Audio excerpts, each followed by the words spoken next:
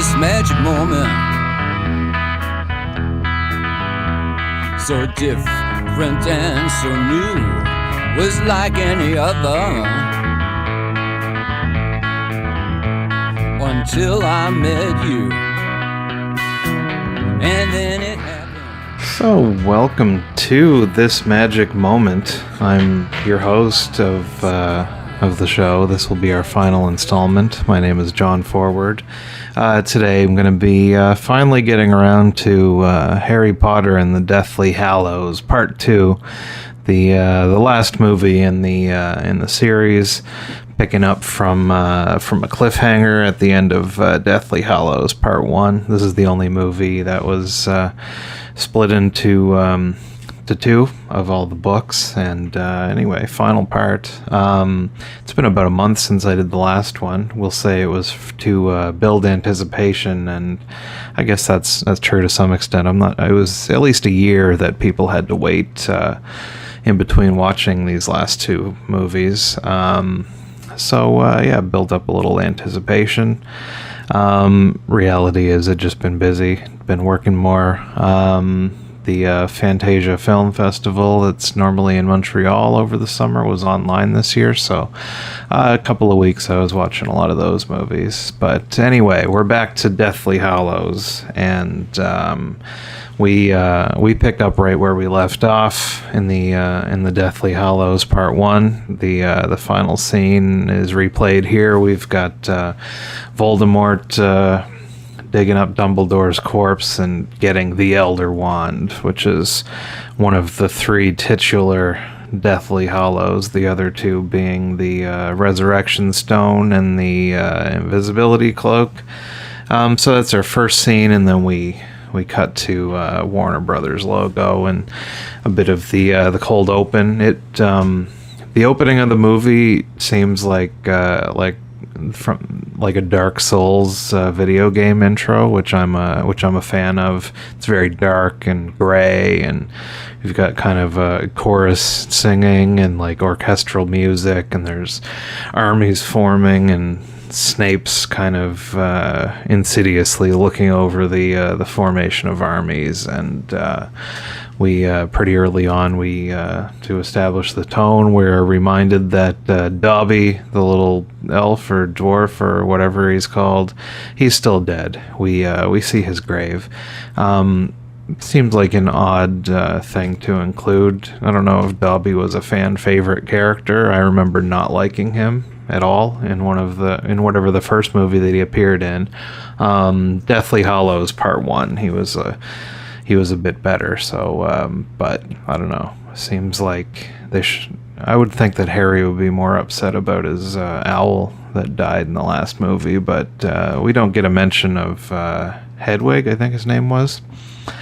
So plot-wise, we're continuing to search for the remaining horcruxes that need to be destroyed before Voldemort can be killed. He split up his power into 7 doodads that Harry needs to track down. So the first one that they go looking for is hidden in like the bank vault that is run by the dwarves that I think we saw in the first movie. And they've got one of the dwarves in the safe house that they're in, and they kind of convince him to help them sneak into the vault to get this Horcrux. And turns out that the dwarf, in exchange for helping them get into the Horcrux, he's got his eye on the Sword of Gryffindor. Which is a problem because that is the only way that they can destroy these Horcruxes, but they make a decision to, we need to find the Horcrux, we'll figure out how to smash them later, so they agree to his terms, and they all disguise themselves, they go into the vault. Some of them are invisible, some of them are shape-shifting. I think the only thing that is even slightly comical in this movie is them trying to sneak into the bank without ID. I think it's Hermione that's pretending to be Helena Bonham Carter. I don't know what her character's name is, but being very insistent that I don't think you need to see my ID. And they're like, no, we do. Let me see your wand. And they have a bit of a back and forth. I don't remember how that got resolved, but they end up going in. The dwarf ends up double crossing them and kind of abandons them in the vault and runs off with the sword.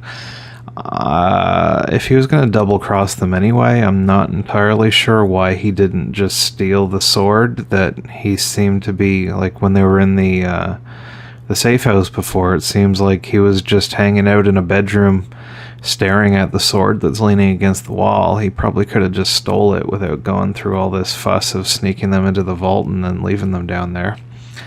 But anyway, they end up getting out via dragon, which I'll talk about a bit more later. What else we got? But he does well. He gets away with the sword, but then ends up dead or something, and the sword just kind of disappears. We don't really find out what happens to the sword of Gryffindor. I thought that it was gonna just reappear to Harry and the gang at some point, like it did when they found it under the ice. But anyway, we're on to our next Horcrux. Because they found the first Horcrux, which is like a chalice of some sort.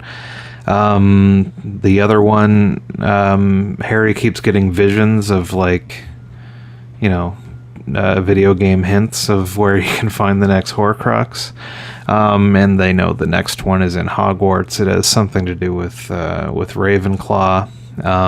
We get a bit more into the bond between Harry and Voldemort. That's how Harry keeps getting these tips about where to find the other Horcruxes, but it's kind of a two-way street, and Voldemort is getting tipped off at what Harry's up to also. And whenever they destroy a Horcrux, Voldemort has a big dramatic, like, I'm in pain moment.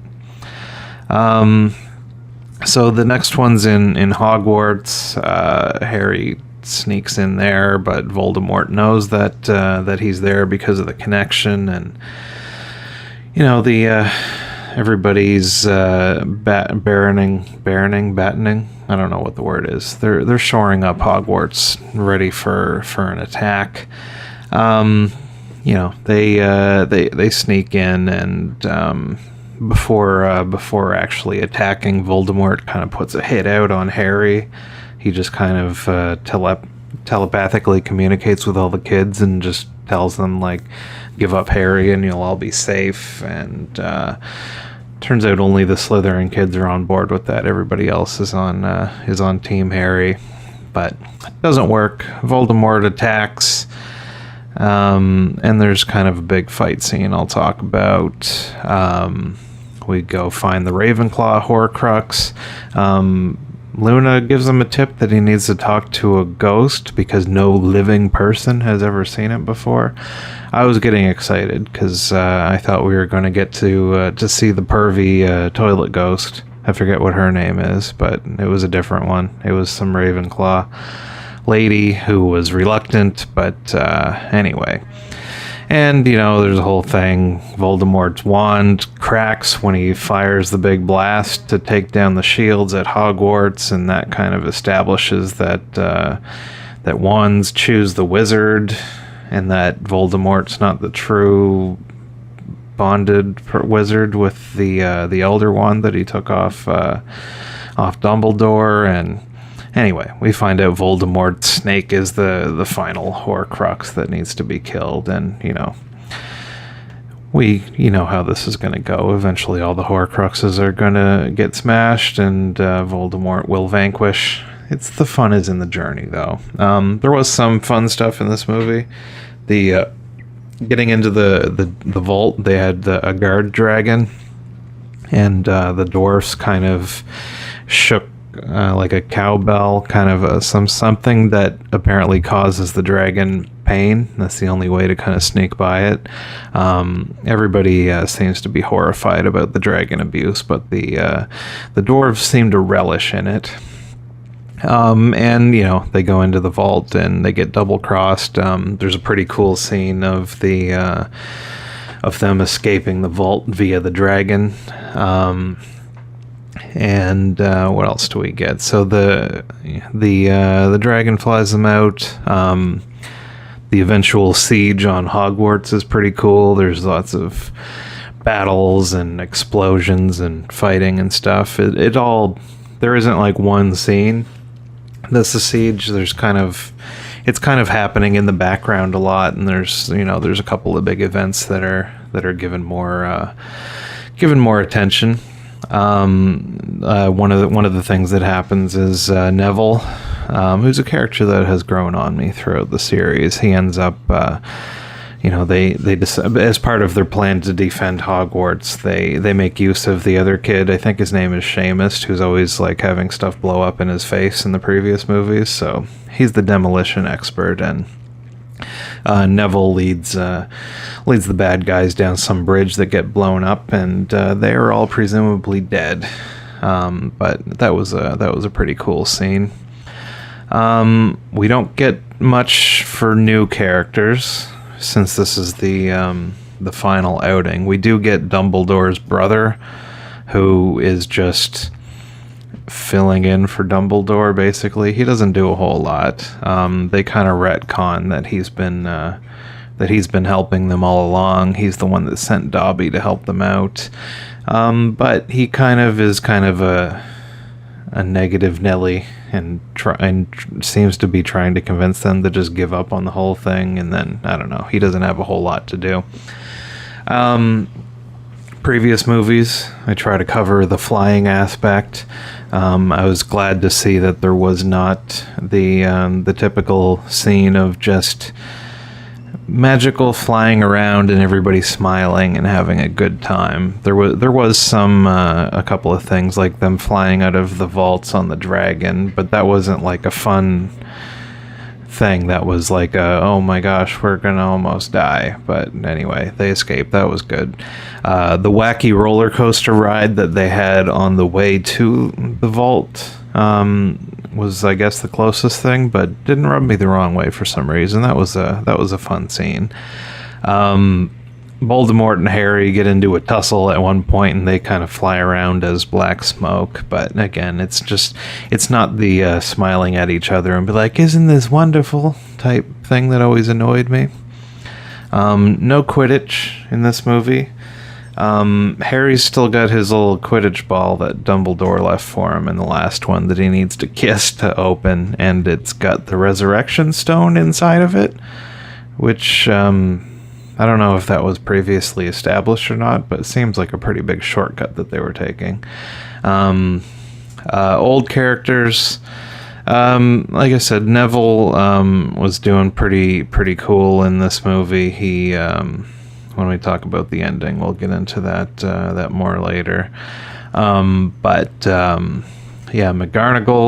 the old lady one, she when Harry Potter sneaks into Hogwarts and Snape is now in charge of Hogwarts because he killed Dumbledore. He's like, anybody that's caught helping Harry Potter will be, I don't know, bad things will happen. But McGonagall comes out and has a bit of a standoff with Snape, and shoots at him with her wand, and he scurries and jumps out the window, and then McGonagall decides to send all of the Slytherin kids down to the dungeons, which seems like profiling. Like, I still don't understand Slytherin House. Are they all bad guys? And if they are, why are they allowed to be there at all?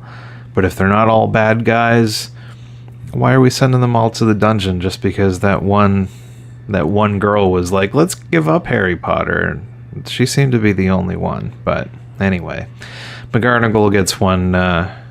She hasn't really done much in these movies, other than be kind of motherly, but she gets to beat up Snape a little bit in this one and save the day a little bit and take charge of Hogwarts.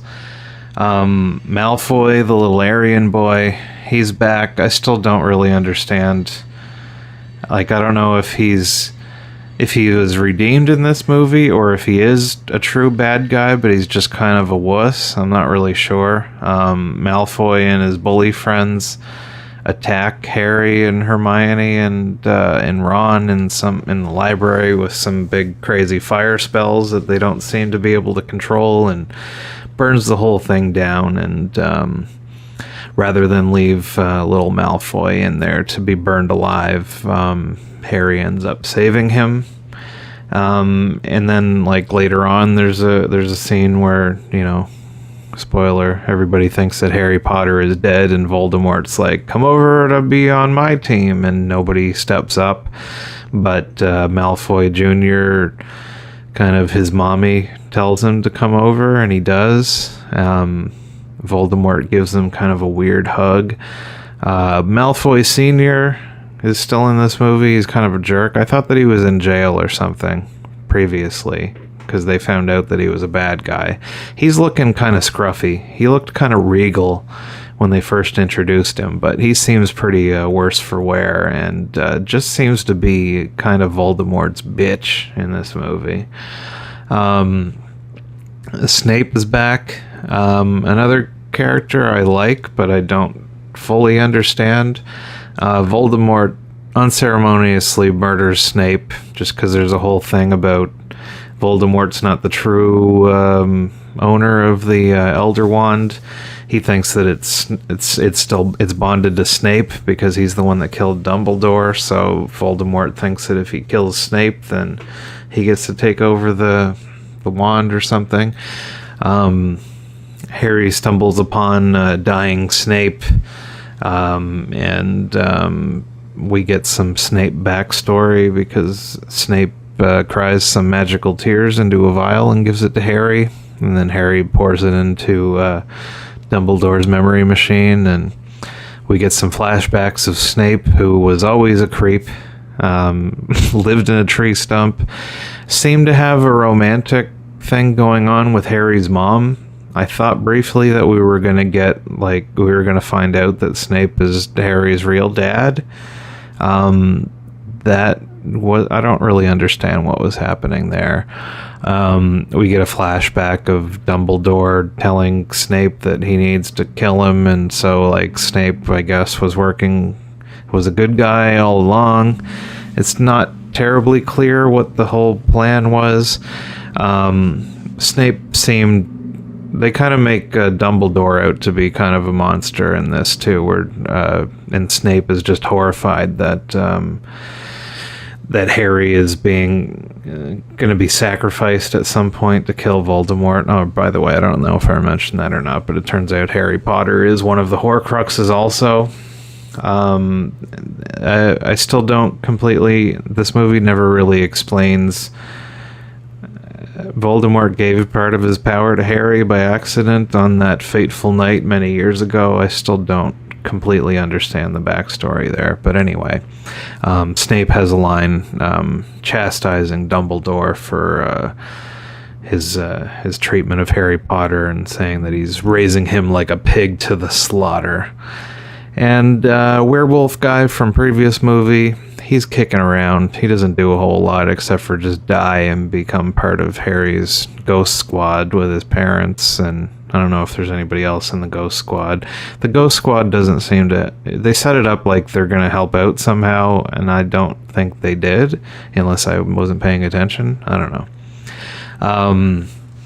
Teen romance, the bane of these movies.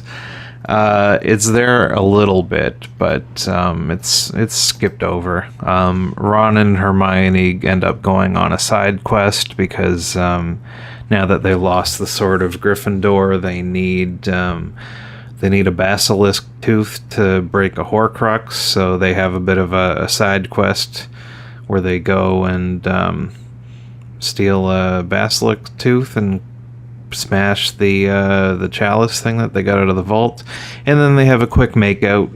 It's something that's been building up for 7 or 8 movies, and it seemed kind of anticlimactic. Not that I really want to get into it, but I don't know. At one point, Ron yells out, "That's my girlfriend," as he's like running to fight somebody or something, which I don't know if they had that conversation. If you just make out with somebody, I don't know if that makes them your girlfriend. But anyway, Ron and Hermione, aside from their little side quest to break the one horcrux, don't really have much to do in this movie other than make out. They continue to hammer us with Harry Potter and Ron Weasley's sister. I forget what her name is, but the two of them have zero charisma. I don't know if it's better in the book. I'm even less invested in their relationship than I am with Ron and Hermione. She's just there, not invested at all. I'm more invested in the Harry and Hermione thing that I thought was set up in the previous movie. Brian Godso disagreed, but they had a whole slow dance thing to Nip Cave. I don't know what was going on there, but that was intriguing. It was a wrinkle, but abandoned. It was just HP, or that's how I have it in my notes. Harry Potter and Ron Weasley's sister. They're still a thing. Don't care. Surprising teen romance. I never saw this coming, but they seem to set up Luna and Neville to be a pair, and that seems like a good couple. I buy that. I would like to see the side adventures of Luna and Neville. J.K. Rowling, if you're out there and you're listening to this, you've just put out the book about the the guy who apparently dresses up like ladies to murder people. Next on the plate, can we get a Luna and Neville side story? That's what I want to hear. But anyway, moving on to the end of the movie, we get Voldemort versus Harry Potter showdown in the woods, where Harry Potter needs to be killed by Voldemort because he's one of the horcruxes, but kind of the dramatic weight of this is kind of taken out because we already know that Harry Potter has the resurrection stone, and he's just gonna die and come right back to life immediately. That seems like something that should be more of a surprise for it to have any weight. But there's a weird scene after Harry gets killed. He goes to heaven, which looks like the train station to him, and has a little chat with Dumbledore. And there's some weird, bloody, aborted fetus-looking character hiding under the bench, which I think is supposed to represent the piece of Voldemort that's in Harry that has been killed now. That's weird. That's something out of a horror movie. It's not really. But anyway, so they carry Harry Potter's corpse to Hogwarts. Who's the big giant guy? The big guy with the beard, I forget his name. He's carrying him. He seems to think that Harry is dead, and Harry doesn't tip him off. There's a weird moment with Malfoy's mom, where she seems to be in on it, but they don't really explain that. But anyway, Voldemort comes back to Hogwarts and be like, "Hey, check out this corpse of your hero, Harry Potter. Why don't you guys just all give up and join my team?" And as mentioned, Draco Malfoy is the only one that reluctantly joins up. Neville steps up and he gives his big rousing speech and ends up killing Voldemort's snake, which is the final horcrux, and Harry comes back to life and fights more with Voldemort, who dies, and he flakes away like in Avengers Infinity War style. And that's the end of Voldemort. We don't really find out what happens to the other bad guys. So now Harry ends up with the Elder Wand. This book and this movie is about the Deathly Hallows, and they make a big fuss about them in the previous movie about how whatever wizard has control of the three Deathly Hallows, the Elder Wand, the invisibility cloak and the resurrection stone would be like the ultimate invincible powerhouse, untouchable wizard of all time. They don't. Nobody really ever acknowledges that Harry's invisibility cloak that he got from his dad since movie 1 was like the invisibility cloak that's a Deathly Hallow. I assumed as much, but they don't really explain that, and nobody else seems to really make that connection. So Harry conveniently ends up with the resurrection stone just because it was hidden inside of his sneech that I'm not sure was ever explained how that got in there. And then he got the wand from Voldemort, so Harry had all 3 things. They don't seem to make much of a big deal about that, but because Ron and Harry have a bit of a conversation, like, what are you going to do with this wand? And since you have this wand, you'd be invincible, but it's not the wand. It's like having all 3 things. But anyway, Harry decides to break the wand, which is a mature decision, because, nobody should have that kind of power, which I think is a good way to end it. We get a bit of an epilogue. 19 years later, we catch up with all of our various teen romance pairings. Harry Potter and Ron Weasley's sister, I forget her name, are sending their new kids off to Hogwarts. They've olded up Harry a little bit. They give him some gray hair, but he's still Daniel Radcliffe, and he looks like he's 10 years old. Sending their kids off to Hogwarts, and Harry's son is worried that he's going to be put in Slytherin house, and Harry's like, no, you just tell the hat that you want to be in Gryffindor, and it's cool. And Ron and Hermione are sending their kids off to Hogwarts.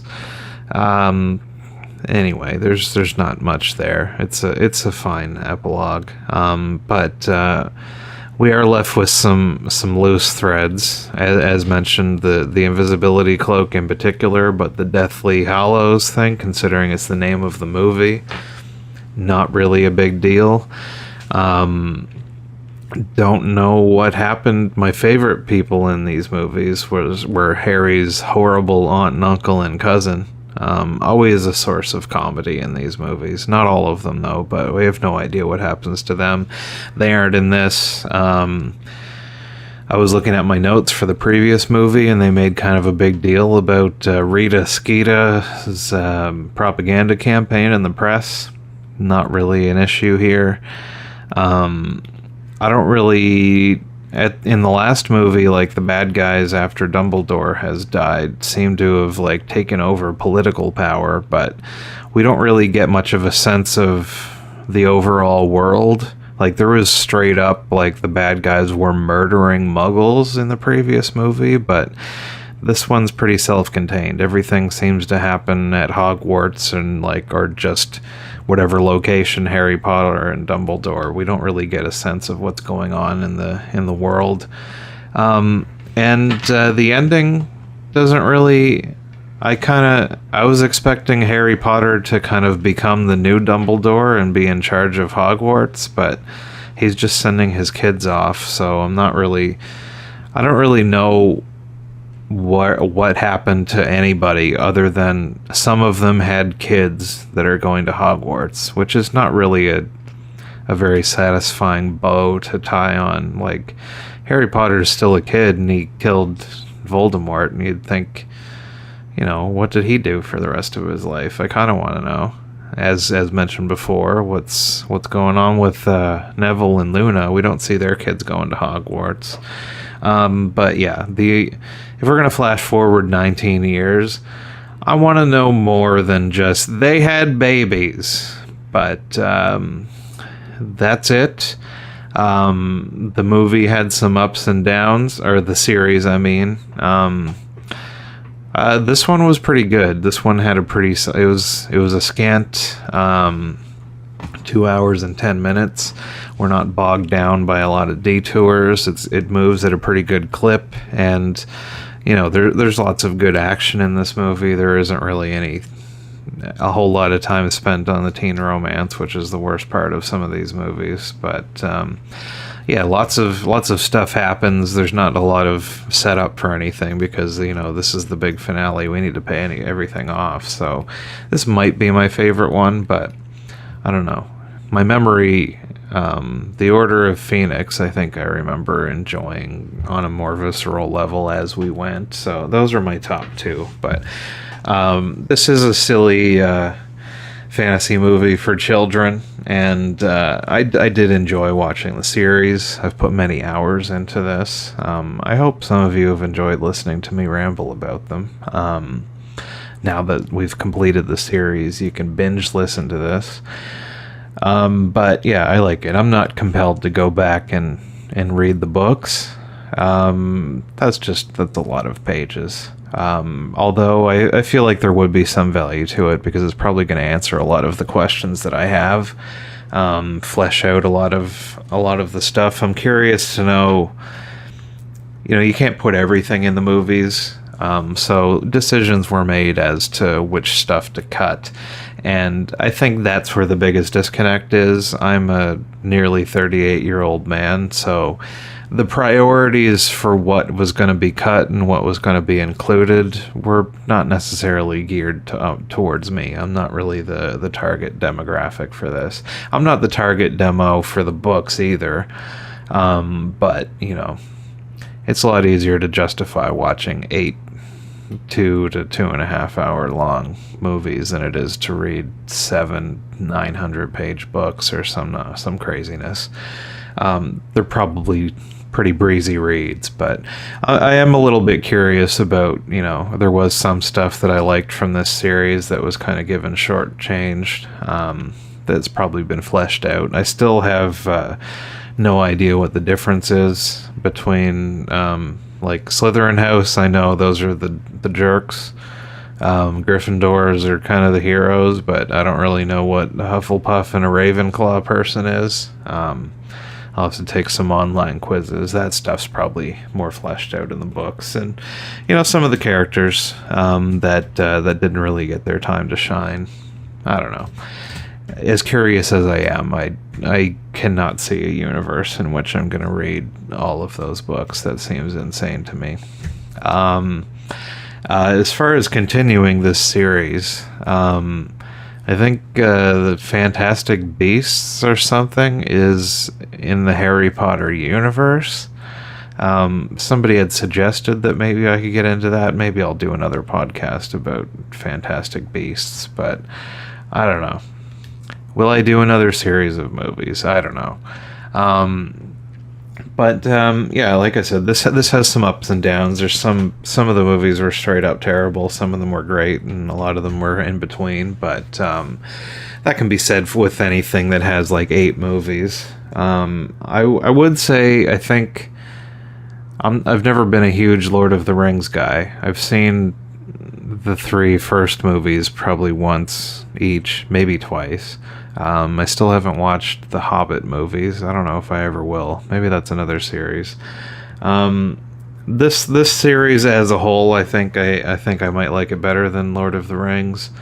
My main jam is horror movies, and generally the series that I like that are at least 8 movies long. This one is probably better on average. Nightmare on Elm Street, I hold dear in my heart, and the worst movies in the Nightmare on Elm Street series are worse than the bad ones in the Harry Potter series. Very little teen romance. Oh, there's a little bit of teen romance in those, but it's usually adults playing the teens, and we get to see their boobs. But anyway, Friday the 13th has some real stinkers in there. I think this is a better series than that. Although, you know, there's not as much gore and murder in these movies as I would like. There's a little bit, but anyway, let's bring the Magic Moment series to a close. Unless I do Fantastic Beasts, but this is the main end of it. I hope you've enjoyed listening to these. If there's somebody else that you think would like this, pass it along. Now they've got the whole series. This would be a fun thing if you have a friend or family member who's never seen these movies. Maybe they could do their own watch through and kind of listen to my thoughts as we go. But anyway, I've been John Forward. This has been Harry Potter and all of the various titles of these movies. That's all. Thank you for listening. This magic moment.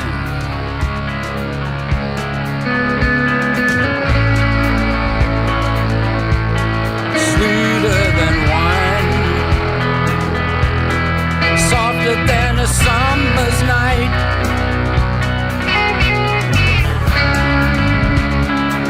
So please, baby, so please, save the last dance.